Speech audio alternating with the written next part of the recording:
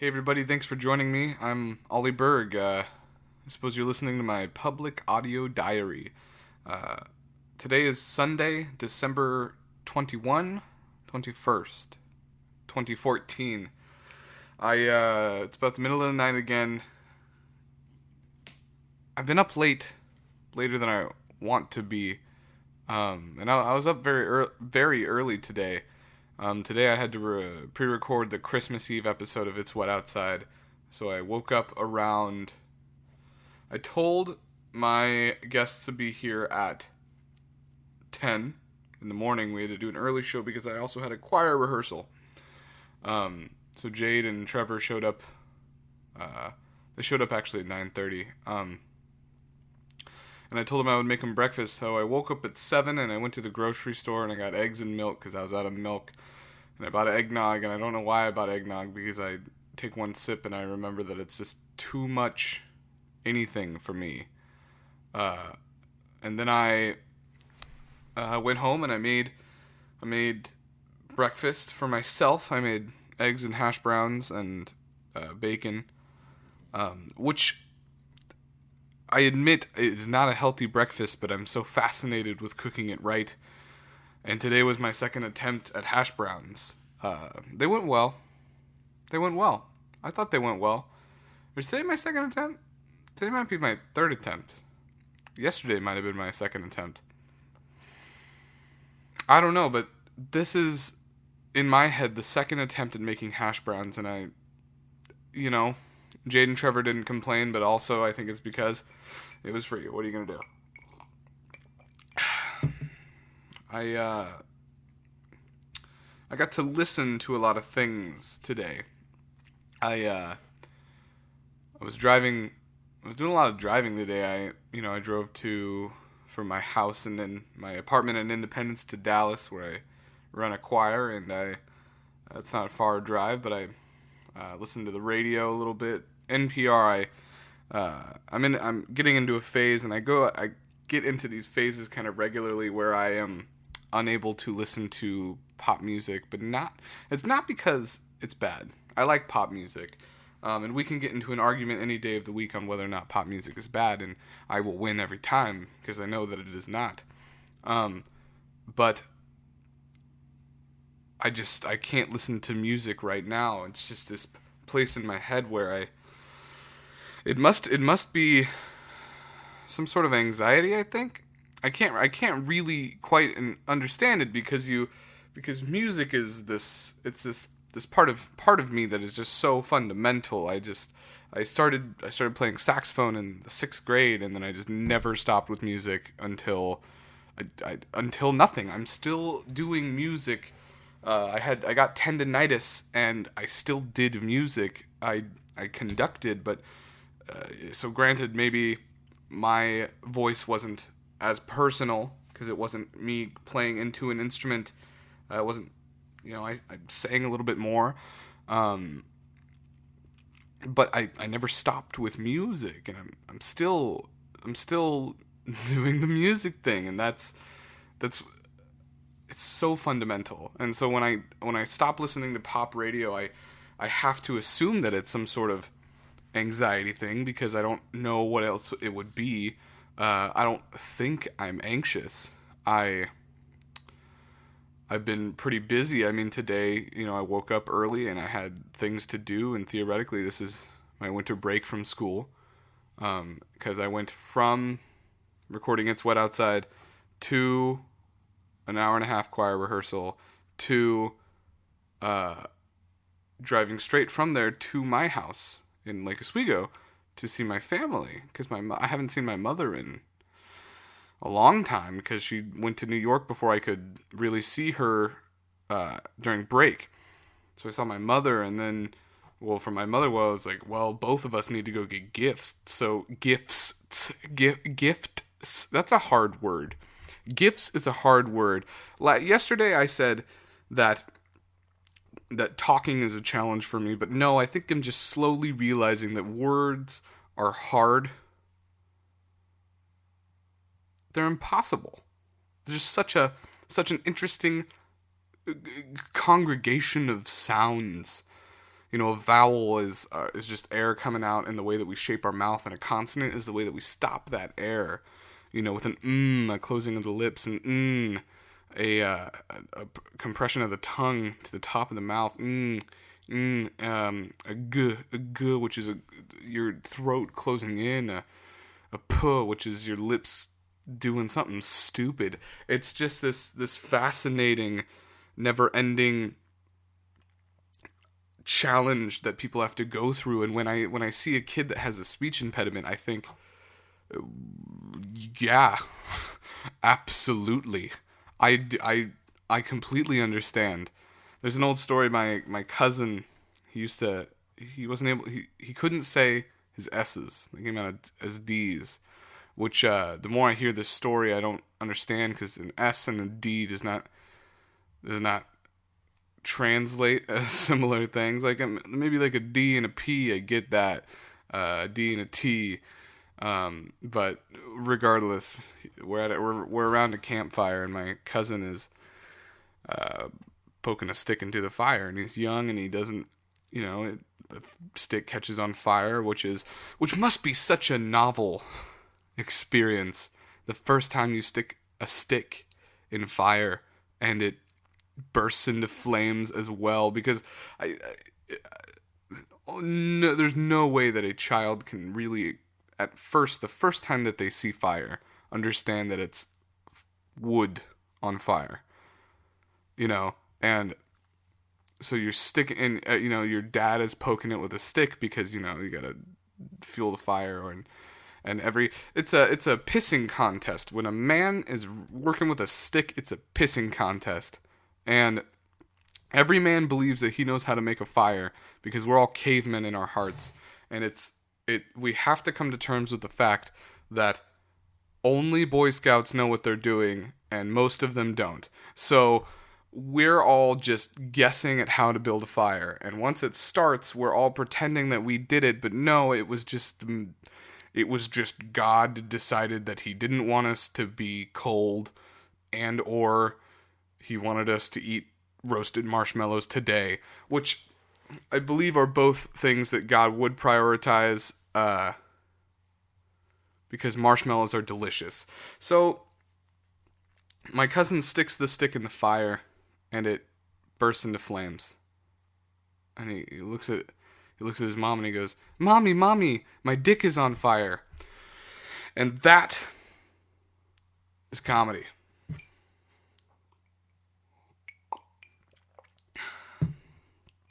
On my way home today, I had a rehearsal today, and we perform tomorrow. It's a church choir. I run a church choir. We don't perform, it's a service. I'm running the service tomorrow in the morning, so I don't want to drive from Lake Oswego into Dallas. It's an hour drive. It's a lame drive to start my day off with. So I went up and I saw my mother, and we had dinner, and it was so nice to see my mom.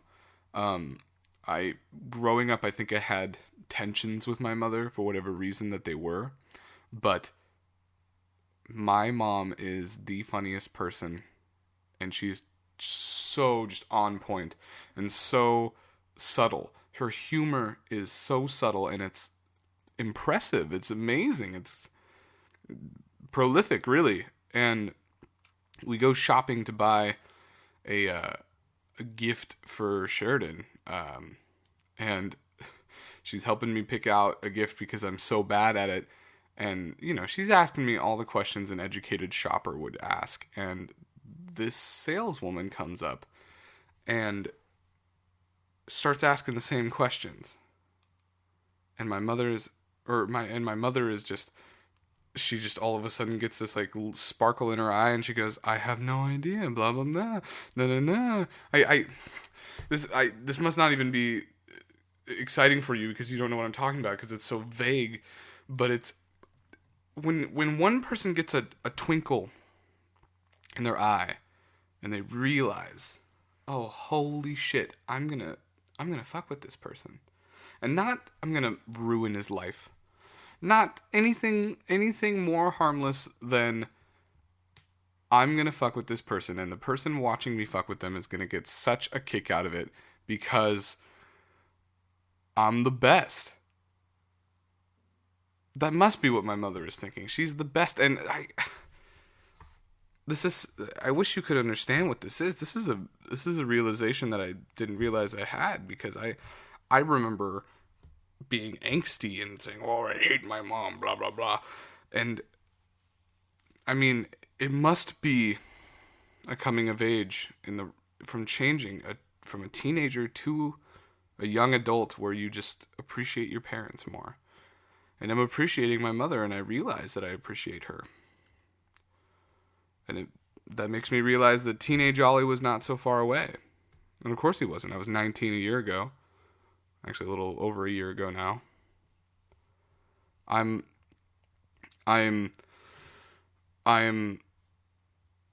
turning into an adult. Shit. I gotta start filing taxes. I say that joke, but I've already had to do that. And that's scary because I don't know what I haven't done yet. That's a class that they need to get into college more, or make it more required, is what are you required to do without going to jail? What am I required to pay? I got a letter like one year that's like, "Hey, you need to do this TurboTax thing," and so I just clicked next until it was over, and I don't know what happened. Do I owe the government money? Because I don't want to. I'm on the government's team. I've always been pro-government. If people say that they're not pro-government, they're not educated enough. No, that's not true. No, I'm going to stick with it. They're not educated enough, because everyone knows that the government is the best possible solution to whatever you think anarchy means. And you can see it in the sense that literally every place that's ever happened has a government. And anything that has ever been worthwhile has had a government type body. Whether it was just a group of people getting together, talking about, "Hey, what should we do on this episode of It's Wet Outside? I don't know. Insert some fart jokes at this moment and every moment afterwards." That is the mark of a government. We got together, someone proposed an idea, and we did it. It's a government. What a wonderful thing. Now, you can be against our government, and whether it's our form of government, a democratic republic, if that is what it is. Some people are arguing it's not. I'm not smart enough to tell you what it is. But in my history class, I was once told it was a democratic republic, and I trust what teachers tell me for the most part. Now, you don't have to like a democratic republic. You could be all about oligarchies, which I also don't know what they are. One time I had to create my own form of government for a history class, and I created the oligarchy, and the whole form of the government was, look at how wonderful of a pun I just made. So, moving on.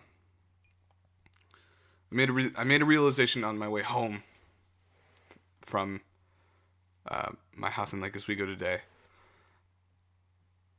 I'm awful at goals.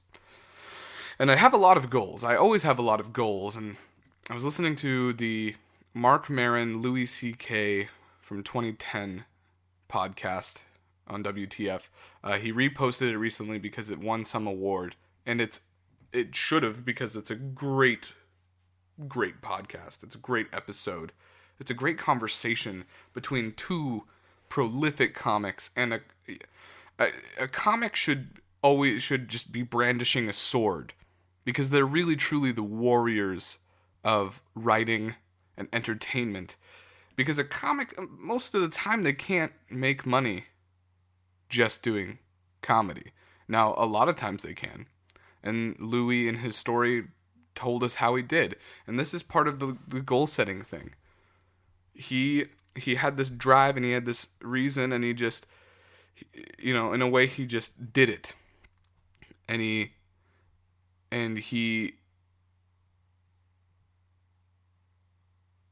hold on, I just had a realization here. He didn't really explain how he did it. And you listen to this conversation and you leave thinking that, oh my gosh, he did it. This is how he did it, and this is how I will do it. But what I got from it, sorry to change the subject, or bounce around. But what I got from it is that what you have to do is you have to have a goal. And that, that is the way that he says he did it. He said, oh, I have this goal, and this is what I'm going to do. And he planned out how he was going to do it. Because you can do anything if you write it down and you come up with all the steps. And this is so key. You have to come up with the steps. And this is where I'm coming up with an idea that is not new to me, but I've never read it anywhere. And I want someone to provide me a citation, be it just another blog post of another person thinking that they made it up, even though in reality, Gandhi probably made it up, and probably a million people before him. But it's you have to create your goal. Say your goal is, I want to. One of my goals is I want to lose weight, and this has been a struggle of mine. And before, I've just done radical things where I've just dropped everything, and I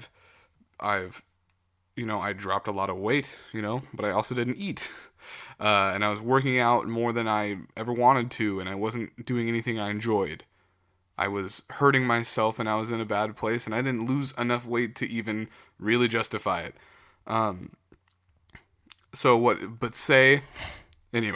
Say that is your goal. Well, one of the steps for me personally is just eating slower. I have to learn to eat slower. Now, what most people would do if they're actually sitting down and goal setting is they're just going to write that. They're going to write, okay, you got to eat slower. That's a whole step. Eating slower is a whole nother goal. A goal template is similar to just like the freaking note-taking template. It starts with the big I, but then it goes to the little I, and then it goes to an A, and then it goes to a number 1, and then it goes to another little I, and then it just goes on into infinity. Because everything is just another goal. And you always have to know what the next step goal is. And you should always prioritize your goal steps sequentially. And for me, I'm going to start with one thing. And always, I believe that I want to try. I want to try it. I believe that I want to try, because I believe that this could be a good idea. But I want to do one thing at a time. I want to lose weight, but really what I'm going to do is I'm going to eat slower. I just inhale food. I don't give my brain time to enjoy it. I'm probably not giving my brain time to enjoy a lot of things in that moment. I need to be more aware of things. I have to be more mindful when I eat. I'm going to eat slower. And honestly, I should create some sub goals for that. Maybe it's just going to be I'm going to put my fork down after every bite. Hey, that's an interesting idea. I might write that down. Put fork down. I'm gonna make sure that I'm listening to every word that my meal partner is sharing with me. So on and so forth, and oh man, the ideas are endless. But that's what I'm gonna do. My goal is to lose weight.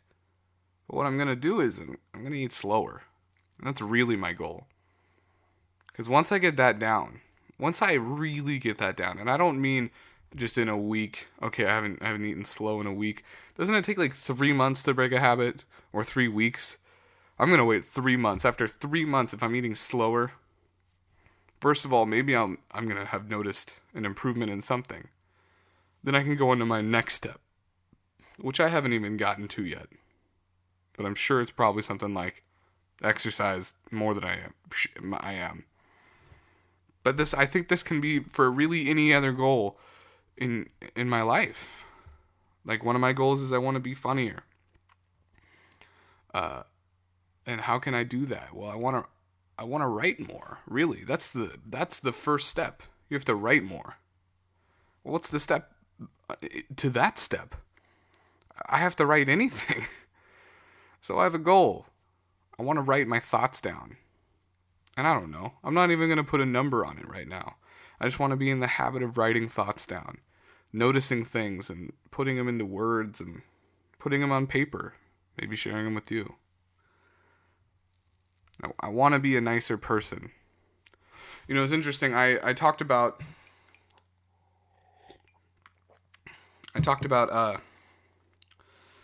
drunk. What is it? Sunday. I got drunk on Wednesday, and I was just a dick to a couple of people. One of them being my girlfriend, the other being a long-term friend. And I was a dick to him, and I didn't want to talk to him for a while because I was ashamed. And I imagined that I wasn't going to talk to him for months. And I get a text from them. It's like, hey, come hang out if you're in town. And I was in town. And I said, you know, I diffused it with a ha-ha because that makes any situation a little bit less scary. I was like, ha-ha, even though I was a total cock-to when I was drunk the other day. And they said, yeah, you know, whatever, I'm high. That was their response. Yeah, you know, whatever, I'm high. And I know that this situation isn't resolved. I know that it's not. And that it puts me at a block. I actually don't know where I am now in this situation of trying to improve myself. I figured, okay, well maybe I should, you know, I was given this opportunity of dealing with this issue that I had, this dilemma, and I get this haha, nah, you know, I'm high. I know that my friend is in a bad place because they're not letting themselves. I don't know that I you know, maybe it's not, you know, I like to put a lot of importance to whenever anyone gets high or drunk, because for me it's always a big thing. But you know, for them it's probably just something that they do. Doesn't really matter. Maybe they've already forgiven me. They didn't really matter. They have friends that get drunk and say stupid things all the time. For me, it's hard. It's a weird situation. What was that? I was talking. I thought. Okay, listen. The moral of the story is I thought I was a dick. Well, how can I improve myself and make myself nicer? Being nicer. That's the overall objective. Well, my scene objective is I just want to be thankful. So I'm thankful for my family, because they put, you know, they're hard for me, but I'm thankful.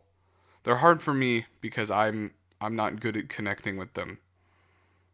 And maybe one of my goals should just be connecting with people. And I'm going to try it by being thankful. And I'm thankful for my family because even though I have trouble connecting, they love me. And I love them.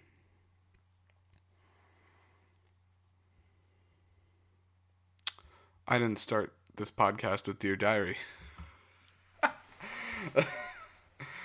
I have no way to end it. I need to do that. Dear Diary, listen to the beginning of this whole damn thing. I think today was good. I'm feeling good. I'm probably going to do a bunch of crunches and go to bed. Thank you for spending your time with me. This has been, I suppose, episode 2 of my public audio diary. Thank you. Sincerely, Ollie Berg.